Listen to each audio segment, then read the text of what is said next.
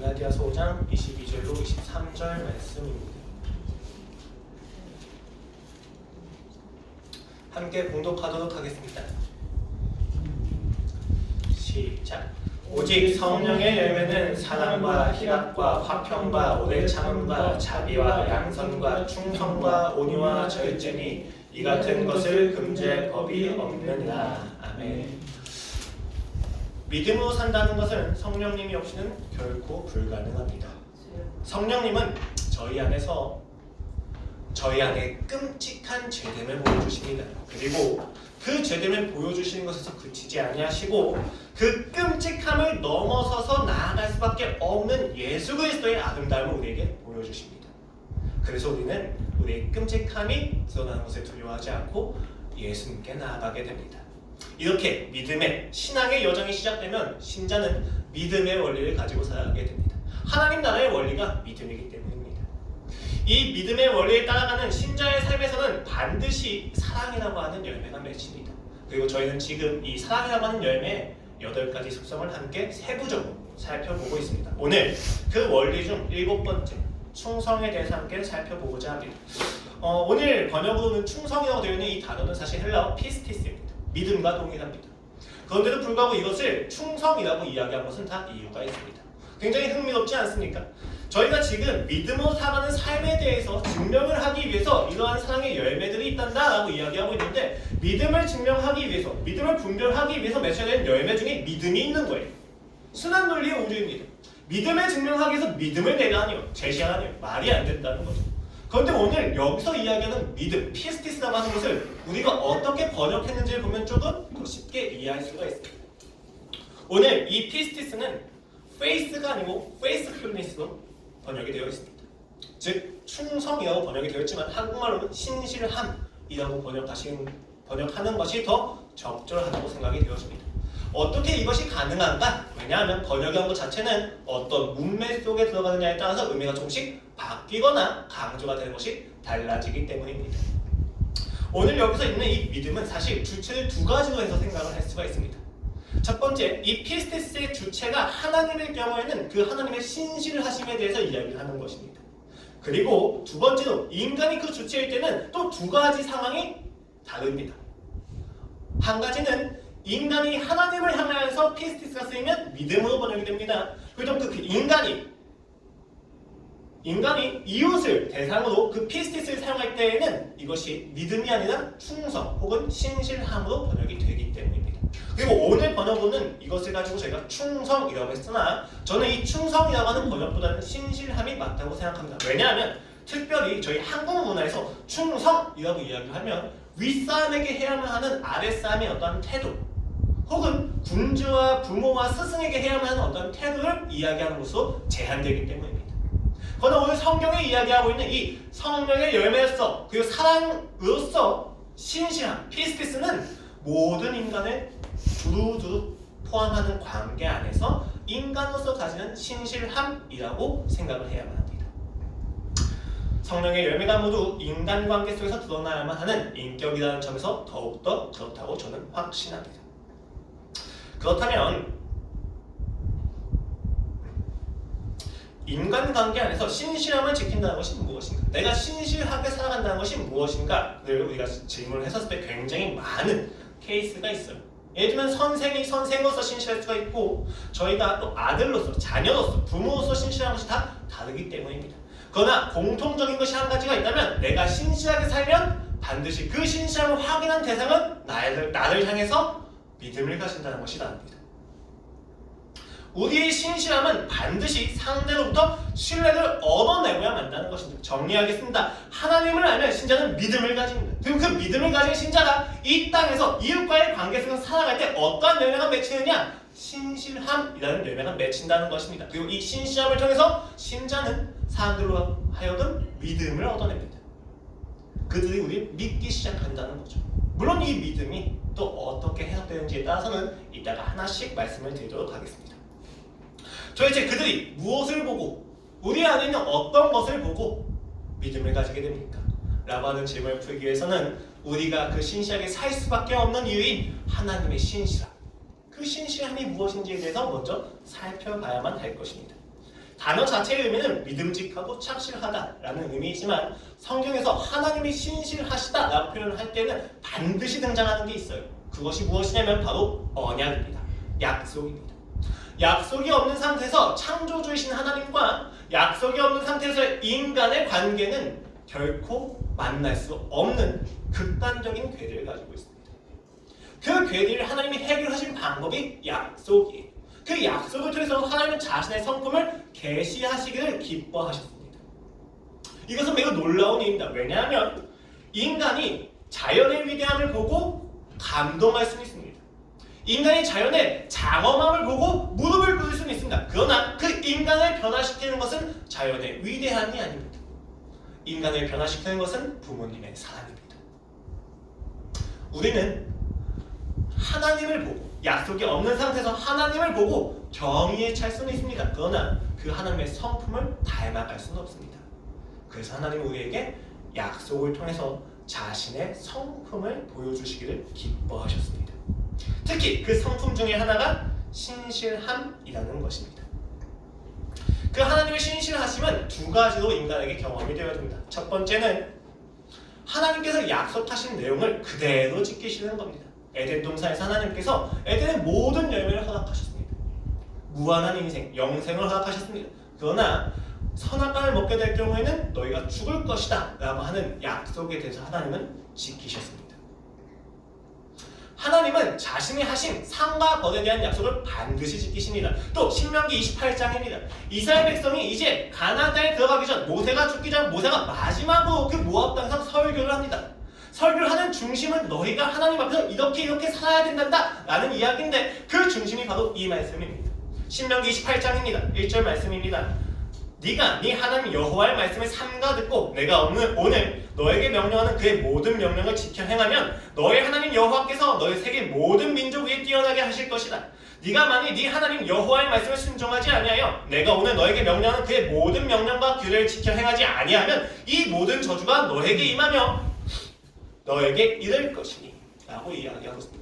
네가 나의 말을 듣고 순종하면 복을 받겠지만 네가 나의 말을 순종하지 아니하면 나는 너에게 저주를 줄 것이다 라고 하나님께서는 모세를 통해서 이야기하신다. 그리고 이스라엘의 역사 속에서 이것이 면밀하게 그리고 확실하게 확증되어집니다. 그들이 하나님을 따랐을 때는 영생을 누렸습니다. 그러나 그들이 하나님을 버렸을 때에는 영원한 심판을 받았습니다.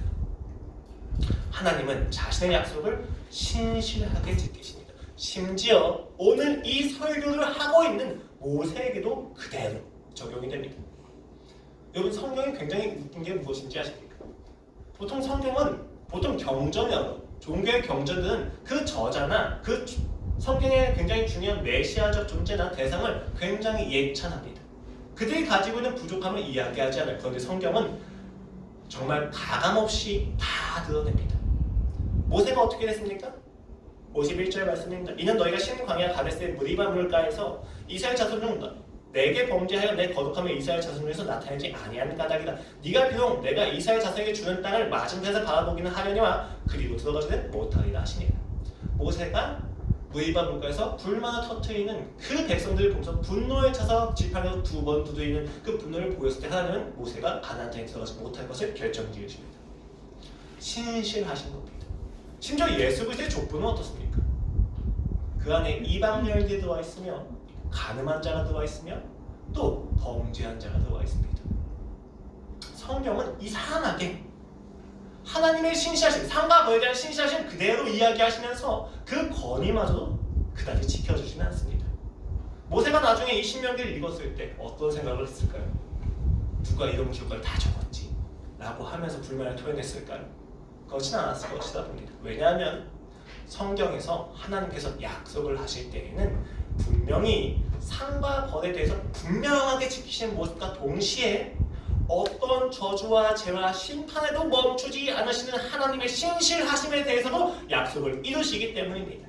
창세기 3장 15절 말씀입니다. 내가 너도 여자와 원수가 되게 하고 너의 후손도 여자의 후손과 원수가 되게 하리니 여자의 후손은 너의 머리를 상하게 할 것이고 너는 그의 발꿈치를 상하게 할 것이니라 하시고, 저희가 원복음이라고 하는 이 부분은 아담과 하와가 죄를 짓고 그 하나님으로부터 저주를 받는 가운데 하나님께서 하와에게 하시는 약속입니다. 너희는 너희가 지은 죄에 마땅하게 처벌을 받을 것이다. 그러나 나는 너희를 포기하지 않을 것이다. 호세아서 4장입니다. 내 백성이 지식이 없으면 망하는도다. 네가 지식을 버렸으니 나도 너를 버려 내 제사장이 되지 못하게 할 것이요 네가 너희 하나님의 율법을 잊었으니 나도 너의 자녀들을 잊어버리니 그들은 번성할수록 내게 범죄하니 내가 그들의 영광을 변하여 욕이 되게 하리라. 그런데 그 호세아서 14장 결론에서는 이렇게 이야기하십니다. 내가 그들의 반역을 고치고 기쁘게 그들을 사랑하리니 나의 진노가 그에게서 떠났음이니라. 돌아와서 사랑한다가 아니에요. 내가 반역을 고칠 거다. 그래서 나는 너희에게서 진노를 떠나보낼 거다 라고 이야기하고 있습니다. 이사야서 44장 22절 말씀도 이렇게 이야기합니다. 내가 너의 허물을 빽빽한 구름같이 너의 죄를 안개같이 없이 하였으니 너는 내게로 돌아오라. 내가 너를 구속하였음이니라. 돌아오면 고칠 거다. 돌아오면 없는 걸로 할 것이다가 아니에요. 이미 없는 것으로 하였으니 내게 돌아오라. 내가 너를 이미 구속하였으니 너는 내게 돌아오라 라고 하나님이 이야기하신다는 겁니다. 하나님은 층대이시니까 하나님이 우리를 가지고 밀당을 하고 계시는 겁니까? 아닙니다. 하나님이 신실하신 겁니다. 하나님께서 그 약속을 주시고 상과 벌에 대해서 신실한 모습을 보이시는 것은 그 약속을 통해서 보여주고 싶어 하시는 하나님의 사랑과 신실함이라고 하는 그 선하심이라고 하는 성품에 대해서도 신실하다는 것을 보여주고 싶으시다는 겁니다. 신자가 하나님을 보았을 때 경험한 두 번째 신실함이 바로 이것입니다. 그 약속을 지키시는 하나님의 성품이 사랑이시며 선하시다는 것 역시도 신실하다는 것을 알게 된다는 것입니다. 우리는 하나님의 약속을 통해서 그가 그 상과 벌을 정말로 한치의 오차도 없이 지키신다는 것을 확인하게 됩니다. 그러나 그와 동시에 그가 우리를 끝까지 포기하지 않으신다고 하는 약속을 주시면서까지 약속을 하지 않으셔도 되는데 약속을 주시면서까지 우리의 인생에 개입하셔서 자신의 사랑을 보여주신다고 하는 선하심에 대해서 우리는 경험을 하게 된다는 것입니다. 부모가 아이에게 약속을 합니다.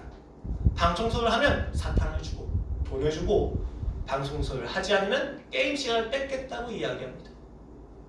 그 약속을 하는 이유가 무엇입니까? 부모가 방 청소하는 게 귀찮기 때문입니까? 물론 그럴 수 있습니다. 그러나 부모가 그 아이에게 방 청소를 약속하는 것은 이야기하는 것은 요구하는 것은 상과 벌을 통해서까지 이야기하는 이유는 그 아이가 자기 관리가 철저해서 이후에 살아가는 삶에서 실수가 없게 하기 위함입니다. 그 아이의 인생에 이것이 행복할 수 있는 조건 중에 하나라고 생각하기 때문에 그것을 훈련시킨다는 것입니다. 그런데 그 아이가 대충 방 청소를 하고 너무 당연한 듯이 돈을 요구합니다. 그럼 부모는 어떻게 합니까? 돈을 주거나 사탕을 주지 않고 가끔은 그 기준을 높입니다. 그래서 그 아이 방 안에 있는 그 전등, 그 전등 위에 있는 잘 닦지 않은 그 먼지 부분을 싹 흡습니다. 그럼 손가락에 먼지가 묻어있는 것을 보이죠. 아이 입장에서는 억울합니다. 누가 거기까지 청소해요? 라고 하지만 가끔 부모는 그렇게 해요. 마치 군대처럼. 군대에서의 간부들은 그냥 우리를 까기 위해서 하는 것이지만 부모는 다릅니다. 왜 그렇습니까? 이 아이가 방 청소하는 것을 하면 무조건 돈을 준다가 아니라 이 방 청소하는 진짜 이유에 대해서 알기를 원하기 때문입니다. 아이가 너무 바빠서 방 청소하지 못하는 상황인데도 불구하고 어떻게든 정리를 했습니다. 그럼 그 기준을 잠깐 낮춰줍니다. 그리고 잘했다고 이야기해줍니다. 왜 그 기준을 왔다 갔다 할 수 있습니까? 상과 벌은 분명합니다. 그러나 그 기준은 가끔씩 타협되기도 하지만 타협되지 않기도 합니다. 왜요? 이 아이에게 약속을 한 진짜 목적을 이루기 위해서. 그 아이에게 돈을 주는 게 목적이 아니란 말입니다. 그 아이에게 방 청소를 하는 자기 관리에 대해서 알려주기 위함이기 때문입니다. 하나님도 마찬가지십니다. 우리에게 약속을 하십니다. 순종의 여부에 따라서 상과 벌을 약속하신다. 그러나 하나님께서 이것을 약속하시는 이유는 너희가 나를 믿지 않는다 할지라도 너희가 나를 버린다 할지라도 나는 결코 너희를 포기하지 않겠다. 그러므로 너희는 나를 사랑해야만 한단다. 내가 아니면 너희가 행복할 수가 없단다 라고 하는 것을 알려주시기 위함입니다. 이스라엘아 들으라. 신명기입니다. 우리 하나님 여호와는 오직 유일한 여호와이시니 너는 마음을 다하고 뜻을 다하고 힘을 다하여 너의 하나님 여호와를 사랑하라. 이 말씀을 하고 싶으셨던 겁니다. 그토록 많은 율법을 주시고 상과 벌을 끊임없이 선포하신 이유는 이 말씀을 하고 싶으셨던 거예요. 마음을 다하고 뜻을 다하고 힘을 다하여 유일한 여호와인 나 하나님 여호와를 사랑해야 된단다. 이 이야기를 하시기 위해서 하나님 우리에게 끊임없이 약속하십니다. 그 약속을 통해서 자신의 사랑이 얼마나 선하신지를 신실하신지를 끊임없이 우리로 하여금 확인시켜 주신다는 것입니다. 이 사실이 십자가에서 완벽하게 이루어졌습니다. 그 모든 죄를 없이 하셨습니다. 그것을 통해서 내가 너에게 하는 이 모든 상과 벌이 사실은 너희를 진정으로 사랑하기 때문이란다 라는 것을 우리에게 확인시켜 주셨다는 것입니다. 나의 부족과 죄악과 자책과 미련함과 어리석음이 그 사랑을 막을 수 없다는 것을 그의 신실함이 보여주었습니다. 이러한 신실함을 신자가 알게 되었을 때 신자는 하나님을 향해서 믿음을 가지게 됩니다. 그 믿음을 가질 때 신자 역시도 하나님의 신실하심을 닮아갑니다. 첫 번째는 하나님을 향해서 가진 신자의 신실함이 무엇인지 잠깐 살펴보고, 두 번째는 이웃관계에서 나타나는 신실함이 무엇인지 또 살펴보도록 하겠습니다. 하나님을 향하여 신자가 믿음을 가집니다. 이때 신자는 반드시 두 가지를 확인한다. 첫 번째는 자신의 죄가 얼마나 끔찍한지를 보게 됩니다. 자신이 죽어 마땅한 것이라는 것, 자신이 죽어 마땅하면 변명할 여지조차 하나도 없다는 것을 그는 알게 됩니다. 자신이 얼마나 처참하며 자신이 얼마나 더럽고 역겨운 오물을 뒤집어쓰고 있는지를 그는 반드시 보게 됩니다. 내가 예수 그리스도를 사랑하고 내가 예수 그리스도를 믿는다고 이야기하면서 자신의 죄를 보지 못했다면 다 거짓입니다. 하나님은 반드시 그 믿음을 위하여 그 자신의 오물됨과 역겨움과 괴수됨을 반드시 보여줍니다. 그러나 하나님은 이것만 보여주고 끝내지 않으십니다. 그것을 보이시고 그 다음으로는 예수 그리스도의 아름다움을 보게 하십니다. 그를 믿으면 이 모든 역겨운 죄에도 내가 살 수 있음을 보여주십니다. 그런데 이때 신자의 삶에서는 갈등이 일어납니다. 예수께 나아가면 그는 빛이시기에 이 어둠 속에 묻어있는 나의 모든 오물들이 보이게 됩니다. 나아가면 살 수 있지만 사는 동시에 나의 모든 수치가 보이게 된다는 것입니다. 그러나 여러분, 예수 그리스도의 십자가가 아름다운 이유는 그 수치에도, 그 오물이 드러나는 아픔에도, 두려움에도 예수가 너무 아름답다는 것입니다. 나의 모든 것을 포기할 정도로 그가 너무 아름답고 사랑스럽다는 것입니다. 나가지 않을 수가 없습니다. 내 안에 죄가 보인다 할지라도 나는 주 예수께 나아갈 수밖에 없다는 것입니다. 여러분, 회개는 처벌을 피하기 위해서 하는 것이 아니라 처벌을 받더라도 예수님을 사랑하겠다는 것입니다. 우리는 모두 그 경험을 하고 있습니다. 이것이 바로 우리의 신실함입니다. 그리고 그 대표가 누가 있습니까? 바로 다윗입니다. 여러분, 다윗의 인생은 우리가 생각하는 것처럼 굉장히 멋있지 않습니다. 굉장히 힘들었습니다. 시련이 많았습니다. 흥미로운 것은 그가 왕이 되기 전까지는 그가 당하는 모든 시련은 자신의 죄 때문이 아니라 상대의 죄 때문이었습니다. 그는 열심히 살았고 결백했습니다. 그러나 그 상황이 그를 끊임없이 압박하였습니다. 그때 그는 잘 견뎌냅니다. 그런데 왕이 된 후에 그가 당하는 모든 시련은 그의 죄 때문이었습니다. 그는 결백하지 않았습니다. 그는 무죄하지 않았습니다. 그가 왕이 되어 밧세바를 범하고 그 밧세바의 남편인 우리엘 살인교사였을 때 그 죄로 나단이 와서 신고하고 고발합니다. 이때 하나님은 나단을 통해서 다윗에게 죄를 면해주시거나 용서를 해주시만 처벌해서 면해주진 않았습니다. 그가 당하는 것은 세 가지의 저주가 있었습니다. 첫 번째, 밧세바의 관계 속에서 가지게 된 아이가 죽게 된다는 것입니다. 두 번째는 그의 집에서 칼이 끊이지 않는다는 것입니다. 세 번째는 그가 소유하고 있는 그의 아내들과 첩들이 반드시 빼앗길 것이라는 예언이었습니다. 아이가 죽었습니다. 그가 금식했음에도 불구하고 하나님은 아이를 데려가셨습니다. 그러나 다윗은 그것에 대해서 항변하지 않았습니다. 받아들였습니다.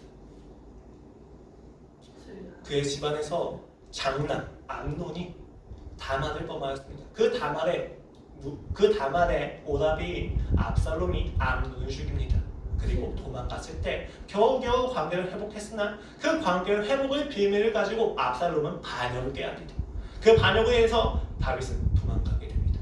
그 반역을 성공한 압살롬은 그 다윗의 아내들을 데리고 그 궁전 옥상에서 성관계를 가집니다.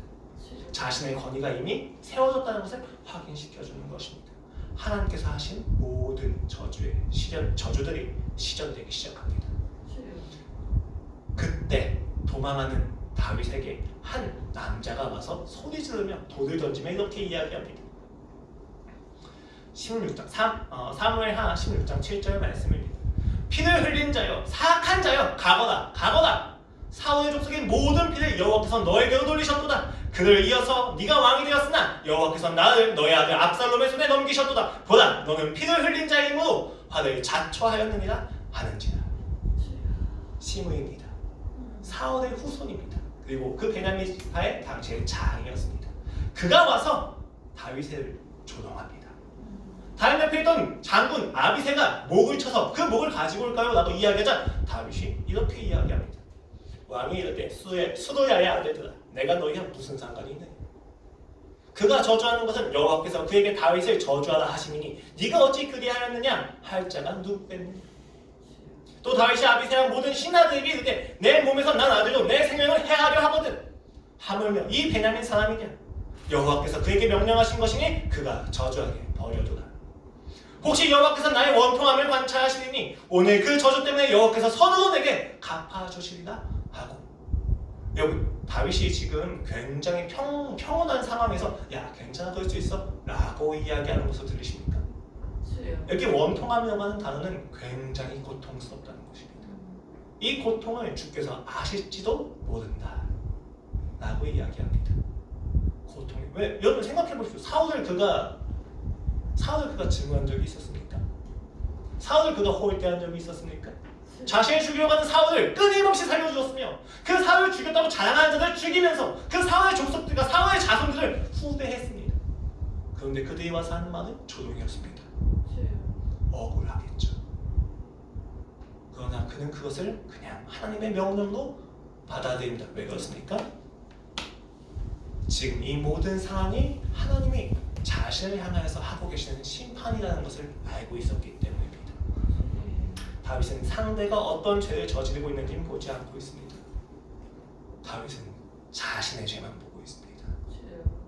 자신의 죄에 대해서만 보면서 그 억울함을 스스로의 노력과 열심을 가지고 풀지 않습니다. 그냥 다만입니다.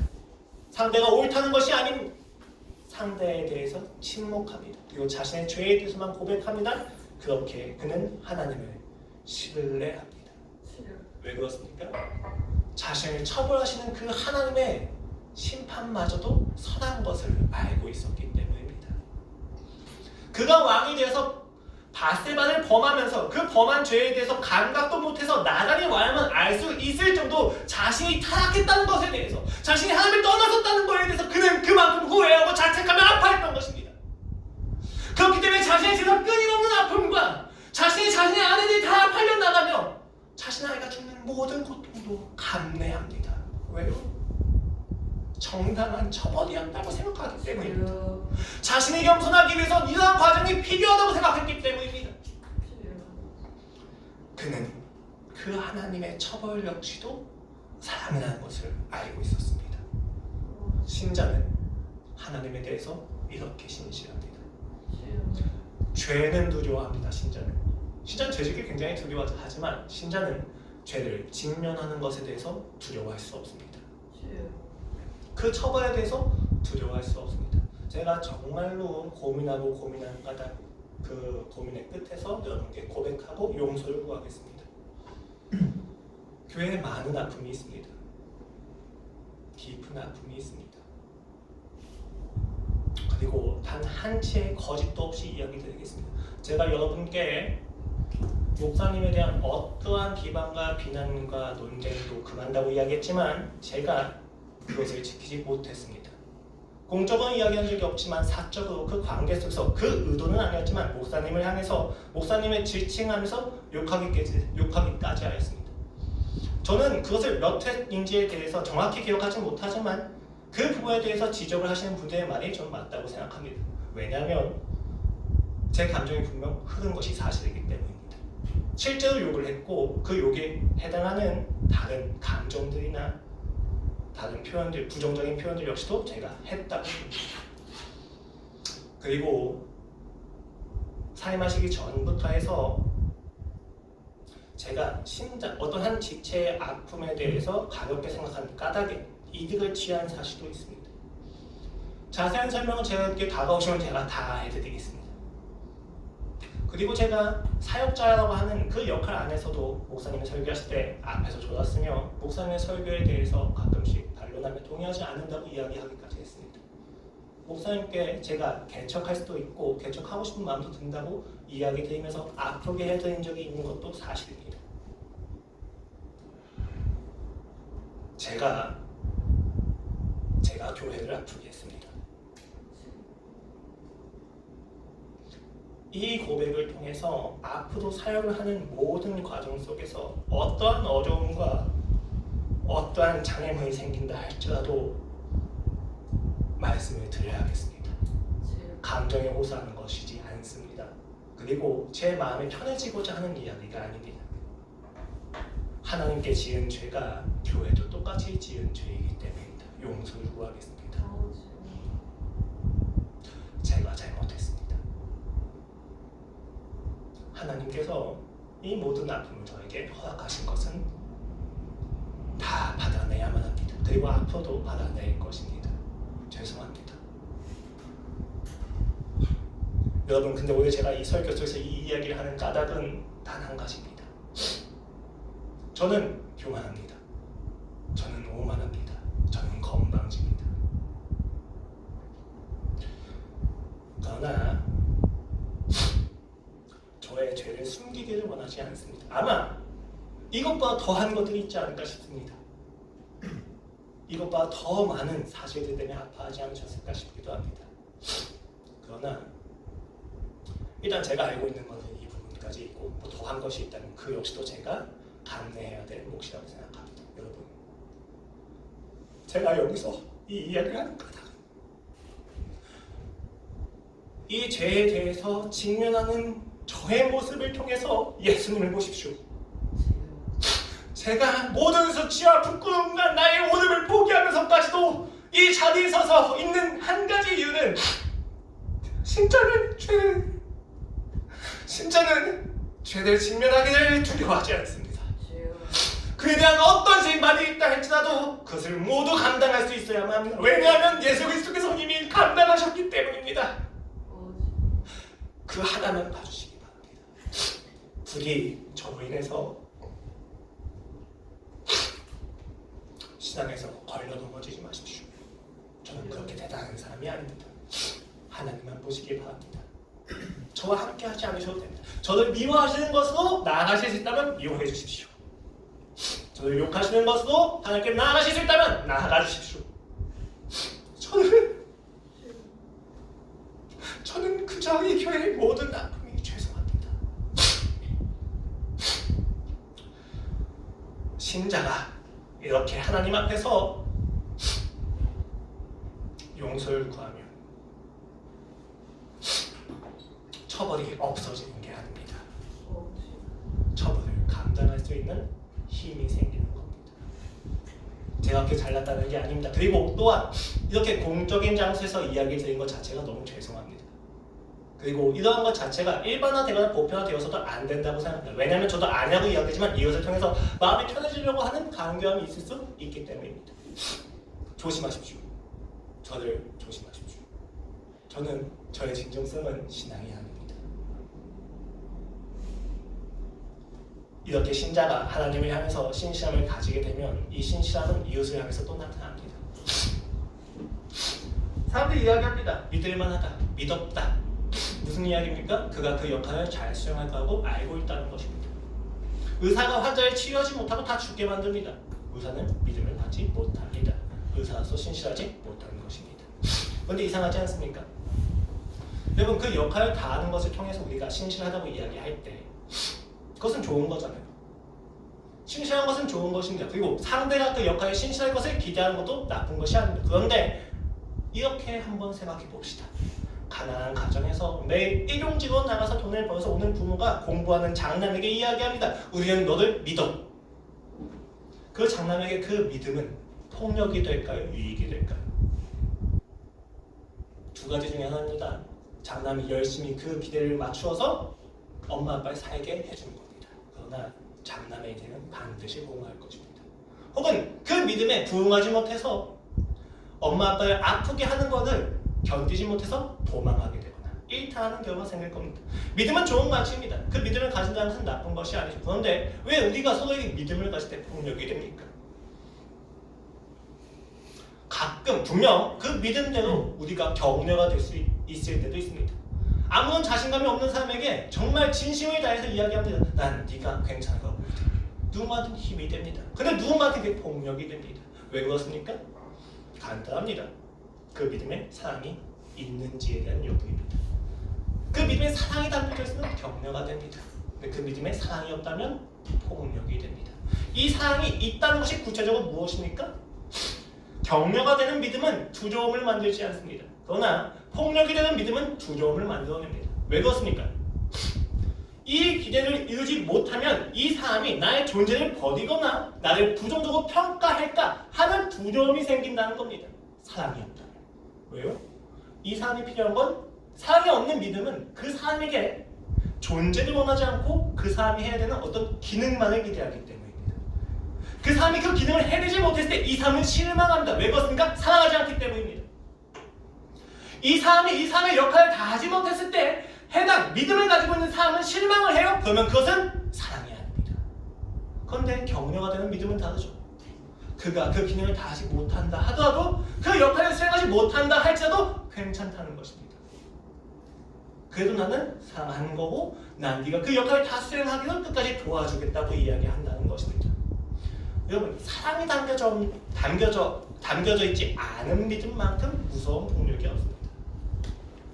제가 저희 아내한테 이렇게 이야기합니다. 나는 내가 모든 것이 없어지고 빈털터리가 된다 할지라도 네가 내 옆에 있는 것을 믿어 라고 이야기하면 제가 모든 것이 없어질 때 도망갈 수 있는 자유가 박탈당합니다. 그것은 믿음이 아니에요. 폭력입니다. 자유가 보장된 상태에서 도와줄 수 있게 만들어야 됩니다. 말을 하면 할수록 죄책감이 생기는 사람이 있다면 멀리 하십시오. 말을 하면 할수록 죄책감이 아니라 격려가 되어야만 합니다. 저는 조금 죄책감을 만드는 사람이에요. 그래서 저도 조심해야 됩니다. 여러분은 누군가에게 죄책감을 불어주십니까? 아니면 격려가 되십니까? 이유는 단 한 가지입니다. 사랑이 있냐는 것입니다. 어른답게, 가장답게, 남자답게, 여자답게 등의 이야기가 왜 나쁜 이야기입니까? 역할에 대한 이야기, 좋은 이야기죠. 하지만 오늘날 사회에서 그것은 소통을 저해하는 억압으로 작용합니다. 왜 그렇습니까? 그 사람이 누군지에 대한 관심보다 그 사람이 여자이며 그 사람이 남자이며 그 사람이 남편이라는 역할 자체에 집중하기 때문입니다. 역할은 역할일 뿐입니다. 그런데 그 역할을 그의 정체성을 받아들이게 된다는 것입니다. 그 역할의 정체성을 받아들인 그 순간 사람은 그에게 마음껏 실망하게 됩니다. 왜냐하면 그 역할에 대한 기준과 내용은 자기 스스로 결정하기 때문입니다. 사회적으로 합의된 내용이 아니에요. 여자답게 라고 해서 집에만 있어야 됩니까? 남자답게 라고 이야기해서 자기 감정을 이야기하면 안 됩니까? 누가 정했습니까? 그러니까 반드시 다툽니다. 사역자답게. 아니요, 여러분. 역할을 포기하라는 얘기가 아니고 그 가치를 부정하는 이야기가 아니라 그 사람을 보십시오. 이것이 어떻게 가능한가? 또 이야기를 해봐야 할 것입니다. 신자가 신자라워야 된다는 것이, 그래서 신자가 어떠한 신앙을 보여주는 것인지에 대해서 저희가 성경을 통해서 좀 더 깊이 살펴보도록 하겠습니다. 누가복음 16장 말씀입니다. 한 부자에게 불의한 청지기가 있었습니다. 주인의 소유를 낭비하는 자였습니다. 주인이 그것을 소문을 듣고 알게 되어서 야, 너 이제 다 청산하고 이제 나가라 라고 이야기하자 청지기에게 발등에 불이 떨어졌습니다. 내가 나가서 무엇을 했고? 라고 이제 걱정하는 그 청지기에게 한 가지 꾀가 떠오릅니다. 주인에게 빚을 진 부채들을 조금씩 감해주는 것입니다. 그럼 그 감해준 은혜 때문에 자신이 빈털터리가 되더라도 이 사람들이 자신에게 후대할 것이다 생각되었습니다. 그래서 그는 조용히 주인 몰래 사람들을 불러서 부채를 면해줍니다. 100달란트 빌린 자가 있다면 50달란트도 갚아줍니다. 이 모든 사실이 들키게 되자 주인이 그에게 화를 내야 되는데 칭찬을 합니다. 지혜로운 자요. 그 예수님께서는 이렇게 이야기합니다. 먼저 주인이 하는 이야기부터 들어볼까요? 16장 8절 말씀입니다. 주인이 이 옳지 않은 청지기가 이를 지혜 있게 하였으므로 칭찬하였으니 이 세대의 아들들이 자기 시대에 있어서는 빛의 아들들보다 더 지혜로움이니라. 그 예수님은 더 나아가서 이렇게 해석하십니다. 내가 너희에게 말하노니 불의의 재물로 친구를 사귀라. 그리하면 그 재물이 없어질 때 그들이 너희를 영접에 쳐서 영접하리라. 지극히 작은 것에 충성된 자는 큰 것에도 충성되고 지극히 작은 것에 불의한 자는 큰 것에도 불의하리라. 너희가 만일 불의한 재물에도 충성하지 아니하면 누가 참된 것으로 너에게 맡기겠느냐. 너희가 만일 남의 것에 충성하지 아니하면 누가 너희의 것을 너희에게 주겠느냐라고 이야기합니다. 아니 이 청직이 잘못된 건 아닙니까? 주인의 소유를 낭비했다고 이야기합니다. 그 주인의 소유를 자기 마음대로 빛을 면제해 주었습니다. 그런데 왜 칭찬받고 있습니까? 오늘 여기서 우리가 기억할 것이 몇 가지 있습니다. 첫 번째는 이 비유의 대상들은 제자들입니다. 1절에서 제자들에게 말씀하시되 라고 이야기하고 있습니다. 그러나 이 비유에 대해서 반응하는 것은 바리새인입니다. 14절 말씀입니다. 바리새인들은 돈을 좋아하는 자들이다. 이 모든 것들을 듣고 비웃거늘. 제자들한테 이야기했는데 그 옆에서 듣고 있던 바리새인들이 비웃습니다. 그리고 누가복음의 저자는 그것을 정확히 기록합니다. 제자들도 들어야 되는 내용이지만 그 내용을 받아들이지 못하는 건 바리새인이라는 이야기예요. 왜 그럴까요? 바리새인이 가지고 있는 특성이 있기 때문입니다. 조금씩 더 깊이 살펴보도록 하겠습니다. 두 번째는 오늘 이 비유와 해석의 중심은 불의한 청지기가 어떻게 사느냐, 왜 이 사람이 불의하냐가 아니에요. 이 말씀의 중심, 이 비유의 중심은 돈과 하나님에 대한 비교에 있습니다. 예수님께서 이야기하시는 것은 굉장히 재밌습니다. 지금 이 모든 이야기가 불의한 청지기가 얼마큼 선하냐, 이게 이 사람이 어떻게 살아야 되느냐가 아니라 불의한 청지기가 돈을 대하는 자세에서 하나님과 돈, 이 두 가지 사이에서 갈등하고 있다는 것입니다. 이 부분에 대해서 누가복음 16장에서 분명히 이렇게 이야기하고 있습니다. 제가 구절을 안 썼는데 잠깐 찾을게요. 누가복음 16장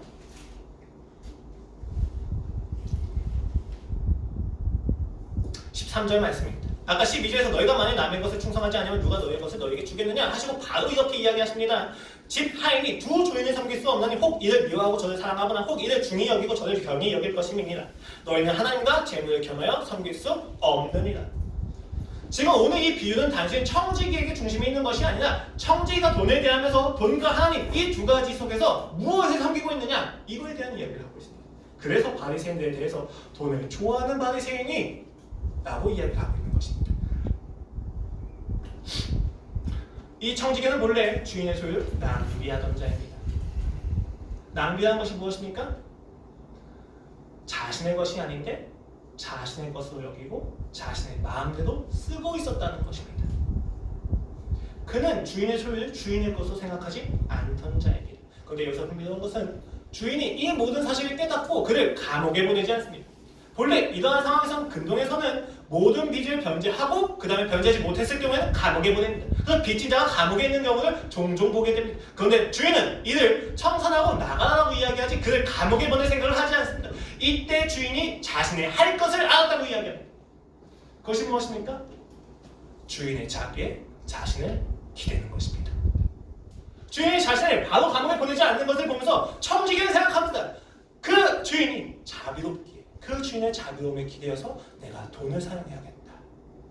바로 이것이 돈을 진짜 대하는 자세와 태도였습니다. 청지기가 드디어 주인의 소유를 어떻게 사용하는지를 배운 것입니다. 돈을 맡긴 받은 대리인이 해야 될 자세는 이 돈이 자신의 것이 아니라 주인의 것이며 주인의 것이기에 주인의 자비에 기대어서 이 돈을 어떻게 사용해야 되는지를 끊임없이 생각해야 된다는 것입니다. 드디어 청지기가 자신이 돈을 어떻게 사용해야 되는지에 대해서 알게 되었다는 것입니다. 그래서 그는 빚을 변제해 줍니다. 빚을 변제해 주니 문제가 생깁니다. 주인이 그를 해고하고 나서 이 변제 무효야 라고 이야기할 수가 없게 된 거예요. 그러면 이거 당시 소장농들이거든요. 사실 이 소장농들이 반란을 일으킬 수도 있고 평소에 그가 쌓았던 인지도 자체가 자비함이 무너질 수 있기 때문입니다. 그래서 주인이 이것을 알고 이야기합니다. 네가 지혜롭구나. 그가 다시 복직되었는지 안 되었는지 관심이 아니에요. 무엇이 관심입니까? 정직이가 돈에 대한 자세가 달라졌다는 겁니다. 여러분, 그런데 바리새인들은 돈을 사랑하고 있었습니다. 여러분, 근데 사실 유대 사회에서 돈을 사랑하는 건 사두개인지 바리새인이 아니에요. 그들은 로마와 절연한 상태에서 자신들만의 율법을 지켜나가고 있는 아주 거룩한 애국지사들이었습니다. 그들이 돈을 사랑한다고요? 그럴 수 없습니다. 그런데 오늘 본문은 돈을 사랑한다, 좋아한다고 이야기합니다. 왜 그렇습니까? 그들이 돈을 흥청망청 썼다가 아니라 돈을 어떻게 관리하고 대하는지를 자신의 의로 삼고 있다는 것입니다. 돈은 사용하는 것입니다. 돈은 하나님께서 맡기신 겁니다. 그런데 이들은 돈을 가지고 자신의 의를 삼고 있었습니다. 돈을 사용이 되는 목적에서 벗어난 것입니다. 돈을 사용이 되는 목적에서 벗어난 것을 돈을 사랑했다고 이야기하는 것입니다. 여러분, 돈을 미친듯이 버는 것도 돈을 사랑하는 것이지만 그 돈의 가치에 눌릴까 두려워서 돈을 멀리하는 것 자체가 자신의 의무를 입증하는 거고 이야기하는 건 역시도 돈을 사랑하는 것이라고 오늘 성경은 이야기하는 것입니다. 돈은 하나님의 자비를 기대하면서 사용하는 것입니다. 주여, 내가 이 돈을 돈으로서 사용하지 못하는 것을 알고 있습니다. 주님, 내게 이 돈의 사용처와 목적을 알려주시옵소서.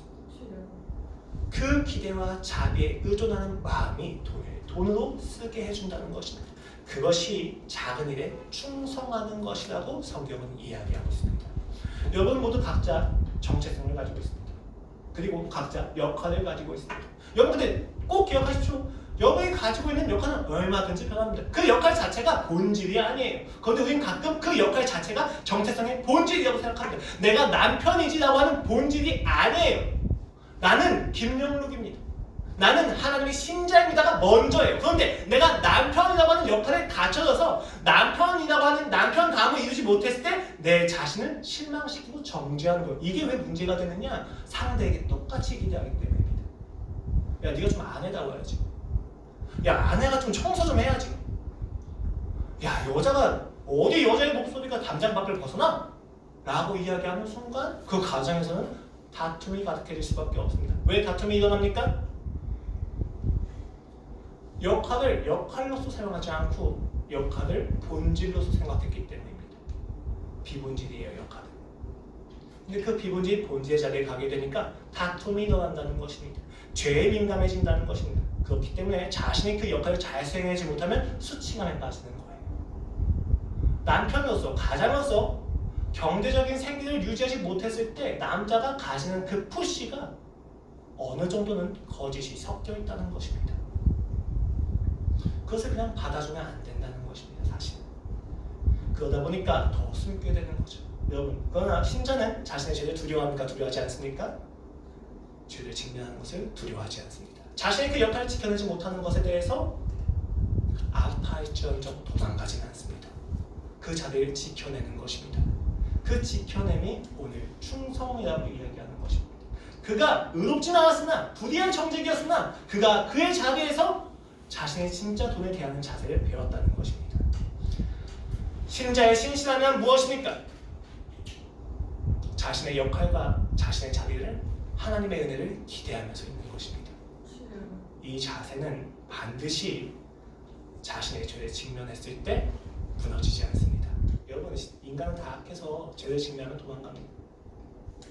자신에게 묻은 오물이 들킬까 두려워하는 게 인간입니다. 저도 너무 두렵습니다. 앞으로 제가 가지고 있는 이 모든 죄에 대해서 얼만큼 회자가 될까 두렵습니다. 그러나 그 자체가 하나님을 막지는 않습니다. 하나님의 사랑을 끊어내지는 못합니다. 자기 합리화가 아닙니다. 왜냐하면 그 처벌에 대해서는 다 받아내야 되기 때문입니다. 전 저의 죄에 대해서 책임을 다해야만 합니다. 그러나 하나님과의 관계는 끊이지 않습니다. 그렇기 때문에 신자는 신실할 수 있습니다. 내가 내 역할을 다하지 못했다 해도 그 역할의 자리를 포기하지 않는 것입니다. 끝까지 이야기하고 끝까지 대화하는 것입니다. 그게 바로 신자의 신실함입니다. 여러분, 어떨 때 우리의 이웃이 우리를 향해서 믿음을 가집니까? 내가 어떤 기능을 잘했을 때 그때도 믿음을 가지죠. 부분적이지만. 그러나 신자가 가지는 믿음의 본질은 그 사람이 자신의 역할을 제대로 하지도 못하면서도 자신이 제대로 하지 못한 것 때문에 자신이 제대로 하지 못한 것 때문에 상대가 아파할까 봐, 도움이 되지 못한 것에 대해서 미안해서 눈물을 흘릴 때 사람은 믿음을 가집니다. 이 사람이 그래도 진정성이 있구나. 이 사람 정말 나에게 잘해주고 싶었구나. 여러분, 우리의 믿음은 인격에서 나옵니다. 기능이 아닙니다. 그 역할을 얼마나 잘했느냐가 아니라 그 역할을 하는 과정 속에서 얼마나 인격적이었느냐는 것입니다. 신자의 신실함은 이것입니다. 자신의 자리를 지켜내는 것.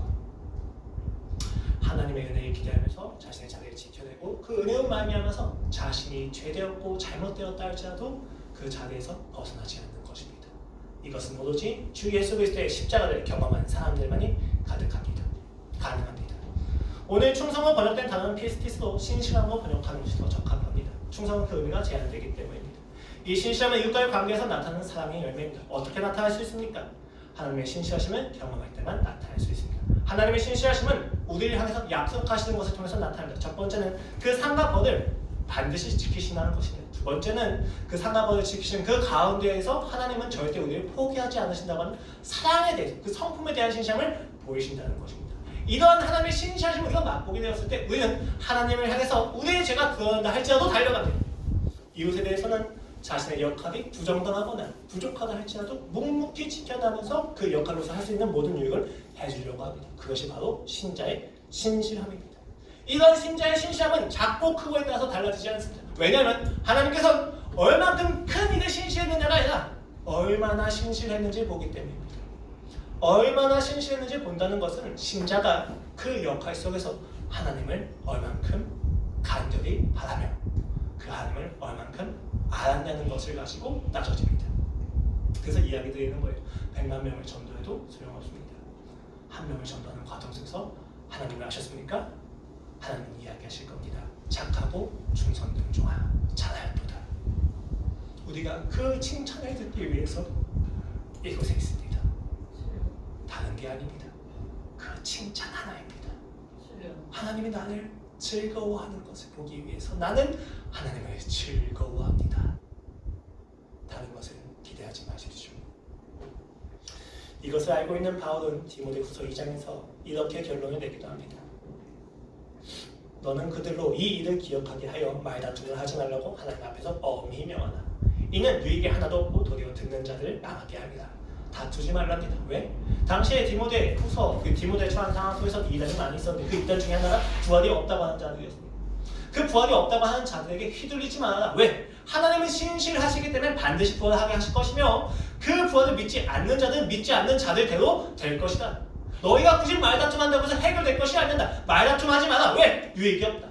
도리어 듣는 자들이 망한다. 여러분, 다툴 필요가 없습니다. 자기 죄만 봅시다. 내 죄만 봅시다. 교회의 모습이 무엇입니까? 옳고 그름을 가리는 것이 아닙니다. 교회의 진짜 모습은 어떤 일이 있든지 간에 자신의 죄를 받아들이는 것입니다. 그리고 하나님께 나아가는 것입니다. 그것을 우리가 신실함이라고 이야기합니다. 그래서 19절에서 이렇게 이야기합니다. 18절부터 볼까요? 진리에 관하여는 그들이 그릇되었도다. 정확히 이야기합니다. 잘못되었습니다. 부활이 이미 지나갔다 하므로 어떤 사람들의 믿음을 무너뜨리는도다. 그들이 이단이다 라고 이야기합니다. 그런데 19절에서 이렇게 이야기합니다. 하나님의 견고한 터는 섰으니 인침이 있어 일렀을 때 주께서 자기 백성을 아신다. 또 주의 이름을 부르는 자마다 불에서 떠날지어다 하였느니라.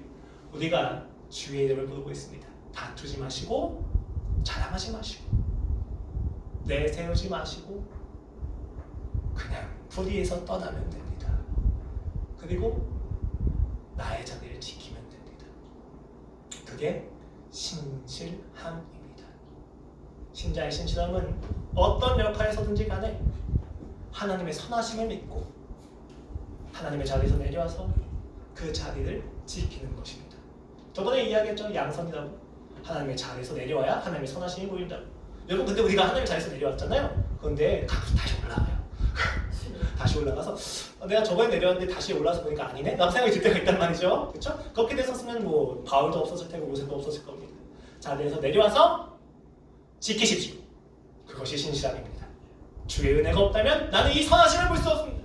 주의 은혜가 없다면 나는 이 역할을 지켜낼 수 없습니다. 주의 은혜가 없다면 나는 이 자리를 견디어낼 수 없습니다. 주의 자비만이 나를 이 자리에서 살아가게 합니다. 그렇기 때문에 신자는 죄를 직면하는 것을 두려워하지 않습니다. 그러나 이 말이 여러분 제가 당당하다는 이야기가 아닙니다. 정말로 수치스럽고 정말로 창피하며 정말로 죄송합니다. 교회가 왜 이렇게 아파야만 합니까?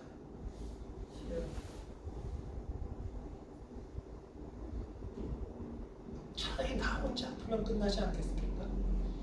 근데 왜 굳이 교회까지 아파야만 합니까? 하나님께서 제가 겸손하지 않았기 때문입니다.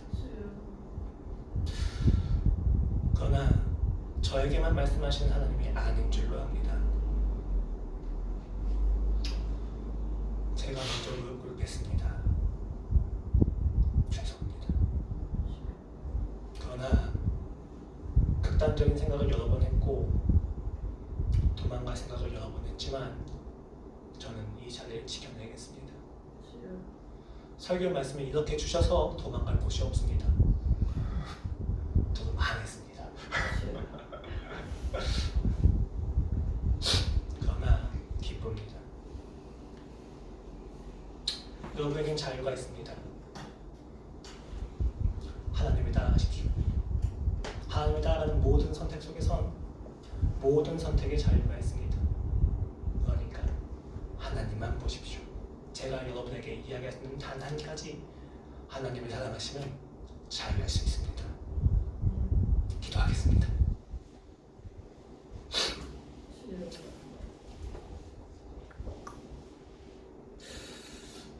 하나님 아버지, 오늘 이 자리에 저희를 허락해 주셔서 감사합니다. 주님, 이제 죄를 회개합니다. 그리고 용서를 구합니다. 이제서야 진짜로 가지고 있던 것을 확신하게 되었고 확신한 내용에 대해서 알게 되었습니다. 주님, 주님, 주님, 부디 저의 간교함이 하나님을 수단 삼아서 만족을 누리는 것으로 가지 못하게 하여 주시옵소서. 그리고 오로지 주님 안에서만 만족을 누리게 하시고 주께서 허락하신 모든 아픔을 감수하며 하나님만을 더 사랑하게 하여 주시옵소서. 그 하나님을 사랑한 다윗이 나중에 복음을 이야기하듯 저도 복음만을 이야기하게 하여 주시옵소서. 겸손을 가르쳐 주시니 감사합니다. 인간이 누구인지를 알게 하셔서 감사합니다. 내가 얼마나 타락했고 처참한지를 알려주시는 동시에 그 처참함보다 예수 그리스도의 아름다움이 얼마나 높을지 알려주셔서 감사합니다. 주님 사랑합니다. 주 예수 그리스도의 이름으로 기도드렸습니다.